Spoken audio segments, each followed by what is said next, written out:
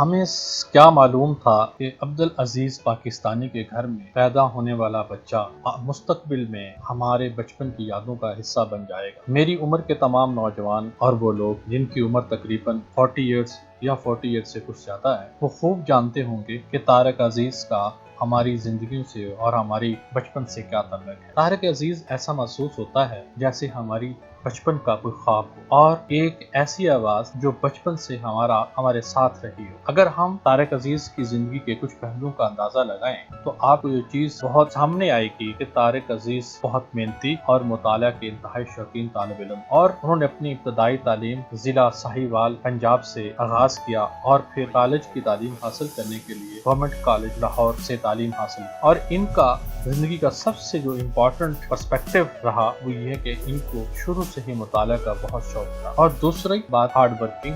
محنتی اور اپنی زندگی میں کچھ کرنے کا لگن طارق عزیز کی زندگی میں کوٹ کوٹ کر بھرا ہوا تھا۔ اور آپ کو تو معلوم ہوگا کہ 1974 میں نینام گھر کے نام سے شروع ہونے والا پروگرام اور بعد میں طارق عزیز شو، اور پھر آخری ایام میں بزم طارق کے نام سے شروع کیا گیا پروگرام سے ان کو خاص مقبولیت حاصل۔ لیکن جب طارق عزیز کا نام آتا ہے، خاص طور پہ جب یہ لفظ ہم میرے کانوں میں پڑھتے ہیں کہ دیکھتی آنکھوں سنتے کانوں طارق عزیز کا سلام قبول ہو، تو یہ تمام لفظ اور اس کا وہ نعرہ پاکستان زندہ باد کا، وہ مجھے ماضی کے چھروں کو ملے جاتا ہے اور مجھے اپنے ماضی کے اس یادوں کے اندر سوچنے پر مجبور کر دیتا ہے۔ جب بھی یہ پروگرام شروع ہوتا تھا تو ہم دوستوں بہن بھائیوں کے درمیان میں ایک مقابلے کا سماں بھی شروع ہو جاتا تھا، اور جو کوئی بھی طارق عزیز کے پوچھے گئے سوال کا جواب صحیح طریقے سے دیتا تھا، فیملی کے تمام بڑے اس کو بہت ذہین سمجھتے تھے اور اس کو داد بھی ملتی تھی۔ میں نے اپنی زندگی میں طارق عزیز سے زیادہ وطن سے محبت کرنے والا انسان نہیں دیکھا۔ ایسا کہہ لیجیے کہ طارق عزیز کے اندر پورے کا پورا پاکستان ایک چلتا پھرتا پاکستان نظر آتا، اور اس نے اپنی زندگی کے اندر اپنی تمام جائیداد پاکستان کے نام